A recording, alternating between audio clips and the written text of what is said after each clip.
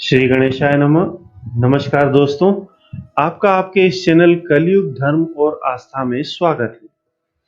खुशहाल जीवन जीने के लिए व्यक्ति की चाहत होती है अपना घर।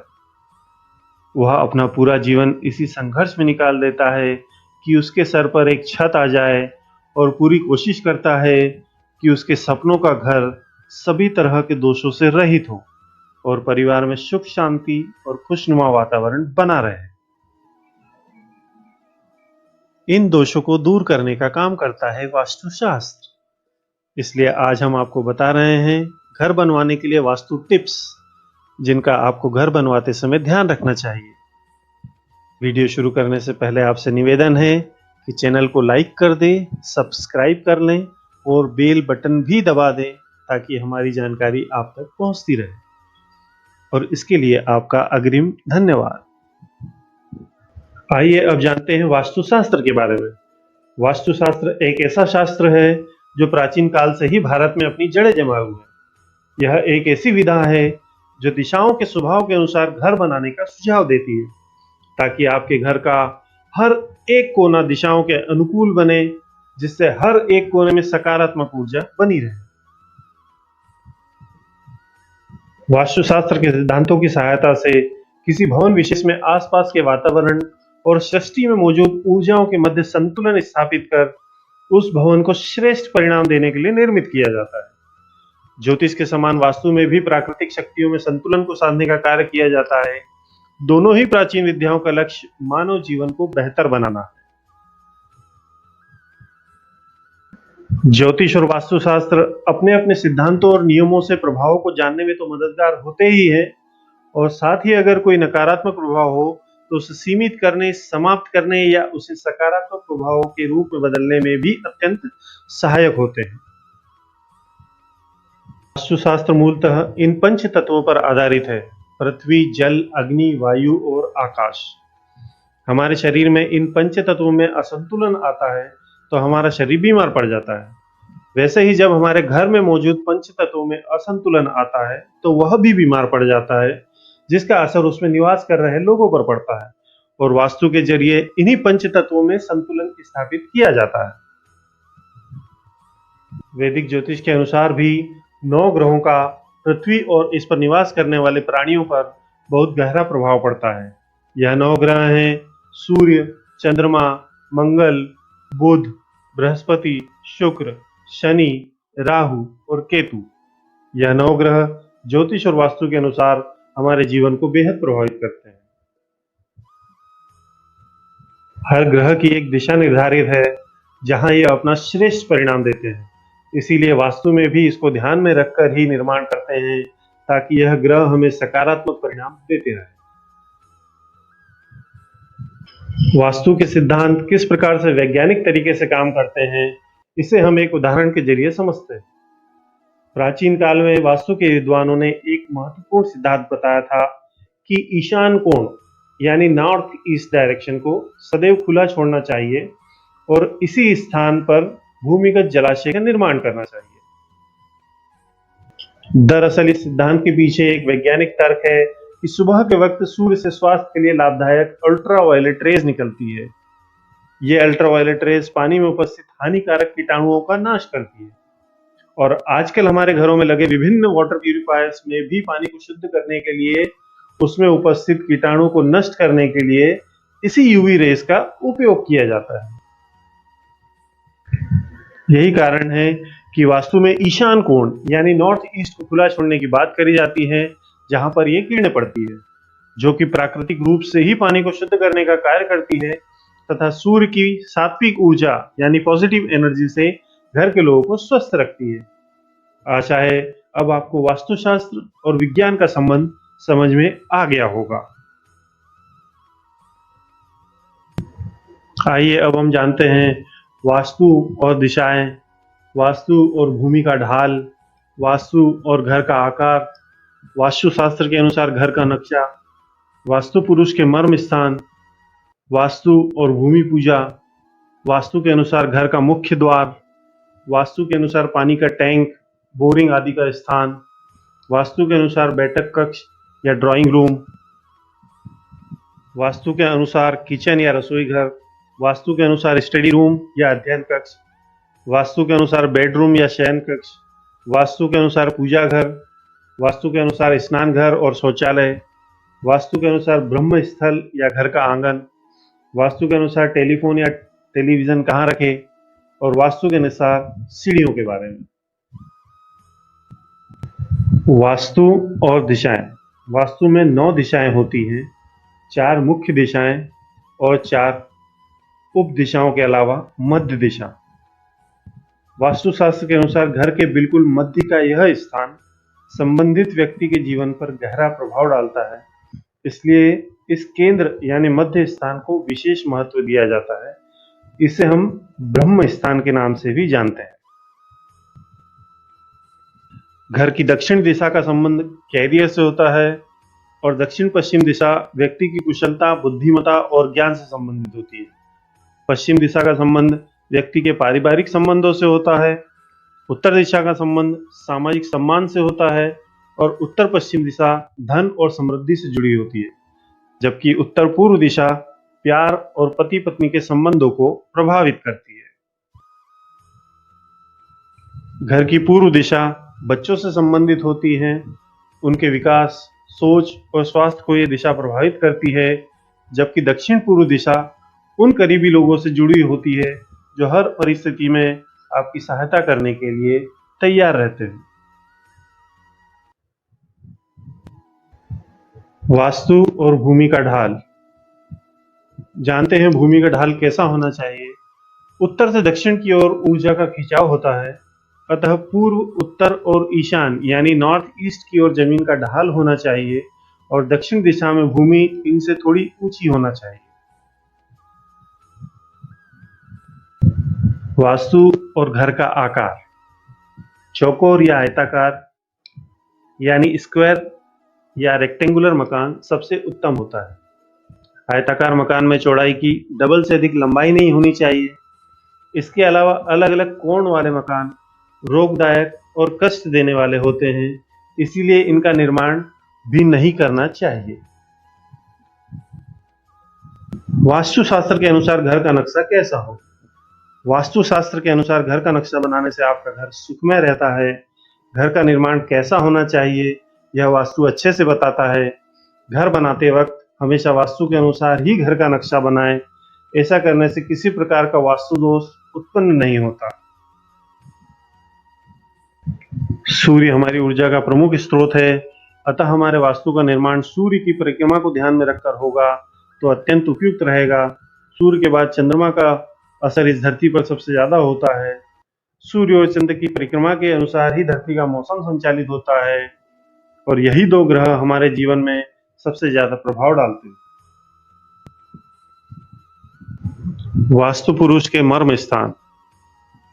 सिर, मुख, हृदय, दोनों स्तन और लिंग यह वास्तु पुरुष के मर्म स्थान है। वास्तु पुरुष का सिर स्थिति में, मुख आप में, हृदय ब्रह्मा में और दोनों स्तन पृथ्वीधर तथा अरेमा में और लिंग इंद्र तथा जय में है। वास्तु पुरुष के जिस मर्म स्थान में कील, खंबा आदि गाड़ा जाएगा, ग्रह स्वामी के उसी अंग में पीड़ा या रोग उत्पन्न होगी। इस चित्र में आपको एक पुरुष की आकृति दिखाई दे रही है। नक्शा बनाते समय आप यह ध्यान रखें कि जहां जहां यह 5 स्थान दिखाई दे रहे हैं वहां कोई निर्माण ना किया जाए। वास्तु और भूमि पूजा। वास्तु के अनुसार यह माना जाता है कि ग्रह का निर्माण शुरू करने से पहले भूमि पूजा यानी पृथ्वी माता की पूजा करनी चाहिए। यह एक शुभ शुरुआत माना जाता है और यह आगे की कार्यवाही करने के लिए एक अच्छी शुरुआत है। घर का मुख्य द्वार। वास्तुशास्त्री मानते हैं कि घर का मुख्य द्वार 4 में से 1 दिशाओं में होना चाहिए। यह 4 दिशाएं हैं ईशान, उत्तर, वायव्य और पश्चिम। लेकिन हम यहाँ सलाह देंगे सिर्फ 2 ही दिशाओं में से किसी एक का चयन करें और वह है पूर्व या उत्तर का द्वार। पूर्व इसलिए कि पूर्व से सूर्य निकलता है और पश्चिम में अस्त होता है, और उत्तर इसलिए कि उत्तरी ध्रुव से आने वाली हवाएं अच्छी होती हैं और दक्षिणी ध्रुव से आने वाली हवाएं अच्छी नहीं होती। पूर्व में द्वार होने से समृद्धि का मार्ग खुलता है, जबकि दक्षिण दिशा में घर का मुख्य द्वार होना मुश्किलों को बढ़ाता है। अगर मजबूरी में आपको दक्षिणामुखी दरवाजा बनाना भी पड़ गया, तो दरवाजे के सामने एक बड़ा सा आईना लगा दें। घर के मुख्य द्वार पर कोई बिजली का खंभा या पेड़ नहीं होना चाहिए, इन्हें अवरोधक माना जाता है। इसके अलावा घर का मुख्य द्वार रोड पर भी नहीं खुलना चाहिए। घर के सामने तिराया या चौराहा भी नहीं होना चाहिए, क्योंकि यह नकारात्मकता को बढ़ाते हैं। घर के मुख्य द्वार पर मांगलिक चिन्हों जैसे ओम, स्वस्तिक, लाभ शुभ का प्रयोग करना चाहिए। घर में मुख्य द्वार जैसे अन्य द्वार नहीं बनाने चाहिए तथा मुख्य द्वार को फल, पत्र, लता आदि के चित्रों से अलंकृत करना चाहिए। वास्तु के अनुसार पानी का टैंक, बोरिंग या ओवरहेड टैंक आदि। यहाँ पर दो तरीके के स्रोत होते हैं, या तो भूमिगत होंगे या ओवरहेड होंगे। तो हम बात अलग अलग करते हैं। भूमिगत, चलिए टंकी की बात करते हैं अभी। वास्तु के अनुसार किसी भी प्रकार का भूमिगत tank, fresh water tank, boring, कुआं केवल उत्तर और उत्तर पूर्व में ही होना चाहिए। इस बात का विशेष ध्यान रखना चाहिए कि यह जल स्रोत एकदम ईशान कोण पर ना हो। इस दिशा से थोड़ा इधर उधर हटकर हो, क्योंकि वास्तु में इसे अति संवेदनशील क्षेत्र माना गया है। यहाँ पर कील गाड़ना या खुदाई करना वर्जित है। भवन में भूमिगत टंकी ऐसे क्षेत्र के नीचे भी न हो जहां पर पार्किंग हो, क्योंकि पार्किंग स्थल के नीचे भी भूमिगत पानी की टंकी का होना वास्तु सम्मत नहीं है।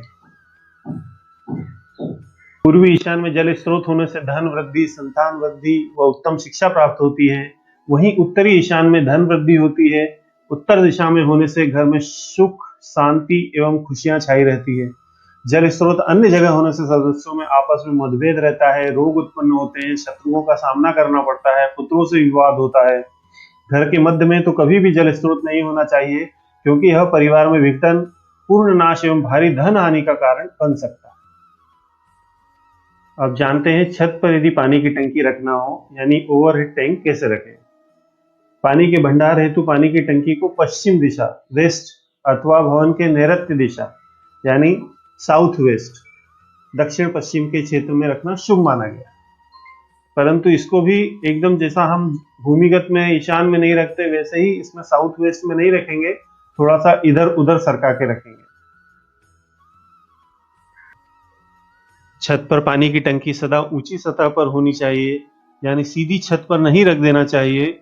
वहां पर थोड़ा सा प्लेटफॉर्म बनाकर और फिर उस पर रखना चाहिए। टंकियों में से पानी ओवरफ्लो नहीं करना चाहिए और ना ही टपकना चाहिए। ध्यान रहे, छत पर भी पानी की टंकी घर के मध्य स्थान यानी ब्रह्म स्थान में बिल्कुल ना रखें। आइए अब हम जानते हैं वास्तु के अनुसार घर के सबसे महत्वपूर्ण कमरे यानी बैठक कक्ष, ड्राइंग रूम या लिविंग रूम के बारे में। घर का यह कमरा अत्यंत महत्वपूर्ण है, जहाँ पर सभी लोग एकत्रित होते हैं और पूरे दिन भर की बातें एक दूसरे से साझा करते हैं। टीवी, जो कि मनोरंजन का एक अहम साधन है, वह भी ज्यादातर बैठक में ही रखी जाती है।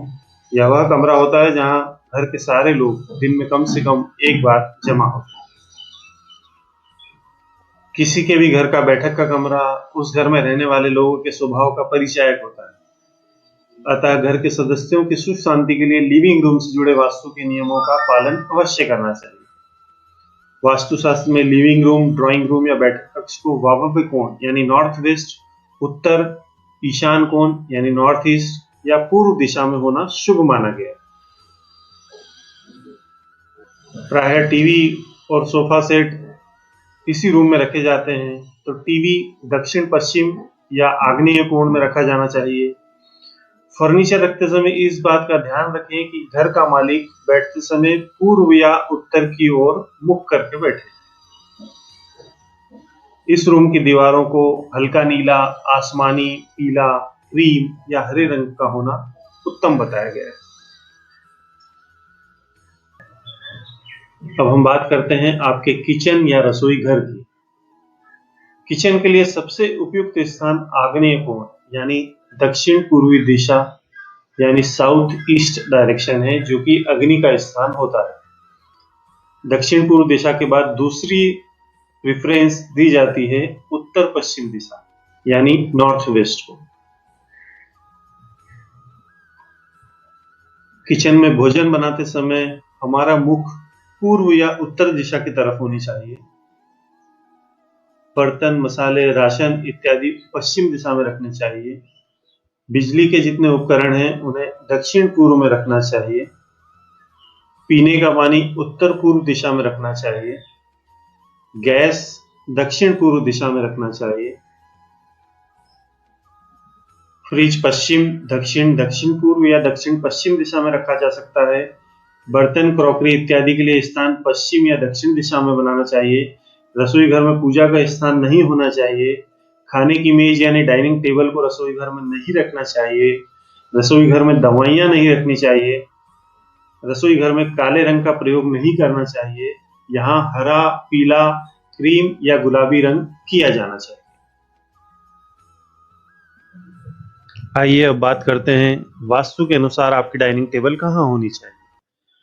डाइनिंग टेबल मकान में पश्चिम दिशा में होनी चाहिए। यह डाइनिंग टेबल के लिए सबसे उपयुक्त स्थान होता है। अगर इस दिशा में इसे स्थापित न कर सके तो पूर्व दिशा भी उपयुक्त है। डाइनिंग टेबल दक्षिण या दक्षिण पश्चिम में कदापि ना हो। इसे मकान के प्रवेश द्वार के सामने भी नहीं रखना चाहिए। डाइनिंग टेबल का आकार वर्गाकार या आयताकार यानी स्क्वायर या रेक्टेंगल हो सकती है, लेकिन यह गोल नहीं होनी चाहिए। इसे वास्तु के अनुरूप नहीं माना जाता। वास्तु में कहा गया है कि घर में डाइनिंग टेबल और कुर्सियों को हमेशा इस प्रकार से व्यवस्थित करें कि भोजन करते वक्त आपका मुख पूर्व, उत्तर या फिर ईशान कोण की ओर रहे। घर के मुखिया को भोजन करते वक्त हमेशा अपना मुख पूर्व दिशा की ओर रखना चाहिए। आइए अब बात करते हैं वास्तु के अनुसार आपके स्टडी रूम या अध्ययन कक्ष की। आपका स्टडी रूम या अध्ययन कक्ष पूर्व, उत्तर, ईशान यानी नॉर्थ ईस्ट तथा पश्चिम के मध्य में बनाया जा सकता है। अध्ययन करते समय दक्षिण तथा पश्चिम की दीवार से सटाकर पूर्व तथा उत्तर की ओर मुख करके आप बैठे। अपनी पीठ के पीछे द्वार अथवा खिड़की नहीं होना चाहिए। स्टडी रूम यानी अध्ययन कक्ष का ईशान कोण खाली होना चाहिए। आपका टेबल किसी बीम के नीचे ना हो। अध्ययन कक्ष में किताब रखने की अलमारी दक्षिण दीवार पर या पश्चिम दीवार पर होनी चाहिए। अलमारी कभी भी नैऋत्य यानी साउथ वेस्ट या वायव्य यानी नॉर्थ वेस्ट में नहीं होनी चाहिए। अध्ययन कक्ष का रंग हल्का हरा, बादामी, हल्का आसमानी या सफेद रखना अच्छा होता है। आइए अब जानते हैं वास्तु के अनुसार हमारा शयन कक्ष कैसा होना चाहिए। शयन कक्ष यानी बेडरूम हमारे निवास स्थान की सबसे महत्वपूर्ण जगह है। इसका सुकून और शांति भरा होना जरूरी है। मुख्य शयन कक्ष यानी मास्टर बेडरूम घर के दक्षिण पश्चिम यानी नैऋत्य या उत्तर पश्चिम यानी वायव्य की ओर होना चाहिए। अगर घर में एक मकान की ऊपरी मंजिल है तो मास्टर ऊपरी मंजिल के दक्षिण पश्चिम कोने में होना चाहिए। बेडरूम में सोते समय हमेशा सिर दीवार से सटाकर सोना चाहिए। सोते समय आपका सिर दक्षिण की ओर तथा पैर उत्तर दिशा की ओर होने चाहिए। उत्तर दिशा की ओर पैर करके सोने से स्वास्थ्य लाभ तथा आर्थिक लाभ बना रहता है। पश्चिम दिशा की ओर पैर करने से शरीर की थकान निकलती है और नींद अच्छी आती है। पैर दक्षिण और पूर्व दिशा में करके कभी भी सोना नहीं चाहिए। बेडरूम के दरवाजे के सामने पलंग ना लगाएं। डबल बेड के गद्दे अच्छे से जुड़े होने चाहिए। इस कक्ष में पलंग दक्षिणी दीवारों से सटा होना चाहिए। पलंग का आकार यथासंभव चौकोर रखें। पलंग के ऊपर छत का कोई बीम नहीं होना चाहिए। लकड़ी से बना पलंग श्रेष्ठ रहता है। शयन कक्ष में कभी भी धार्मिक चित्र, देवी देवताओं या पूर्वजों के चित्र नहीं लगाने चाहिए। शयन कक्ष के दरवाजे में से किसी तरह की आवाज नहीं आनी चाहिए। बिस्तर के सामने आईना नहीं लगाना चाहिए। शयन कक्ष के कमरे के प्रवेश द्वार के सामने वाली दीवार के बाएं कोने पर धातु की कोई चीज लटका कर रखे। वास्तुशास्त्र के अनुसार यह स्थान भाग्य और संपत्ति का क्षेत्र होता है। इस दिशा में दीवार में दरारें हों तो उसकी मरम्मत करवा दें। इस दिशा का कटा होना भी आर्थिक नुकसान का कारण होता है। बेडरूम की दीवारों का रंग हल्का होना चाहिए। हल्का हरा रंग सबसे उत्तम माना गया है। इस बात का ध्यान रखना चाहिए कि बेडरूम में प्रवेश करने पर वहां सुख, शांति और खुशहाली का आभास होना चाहिए। यह आपके सुखमय जीवन के लिए अच्छा है। प्यार भरा माहौल बनाए रखने के लिए फूलों और खुद की कुछ फोटो लगाई जा सकती है। आइए अब जानते हैं वास्तु के अनुसार आपका अतिथि कक्ष यानी गेस्ट रूम कैसा हो। अतिथि देवता के समान होता है, तो उसका कक्ष उत्तर पूर्व या उत्तर पश्चिम दिशा में ही होना चाहिए। यह मेहमान के लिए शुभ होता है। कुछ वास्तुकार अतिथि कक्ष को वायव्य कोण यानी उत्तर पश्चिम दिशा में होना लाभप्रद मानते हैं। इसका कारण है कि इस दिशा के स्वामी वायु होते हैं तथा ग्रह चंद्रमा। वायु एक जगह नहीं रह सकती तथा चंद्रमा का प्रभाव मन पर पड़ता है। अतः वायव्य कोण में अतिथि ग्रह होने पर अतिथि कुछ ही समय तक रहता है तथा आदर सत्कार पाकर लौट जाता है। अतिथि कक्ष अत्यंत साफ व व्यवस्थित हो, जिसे देखकर मेहमान का मन खुश हो जाए।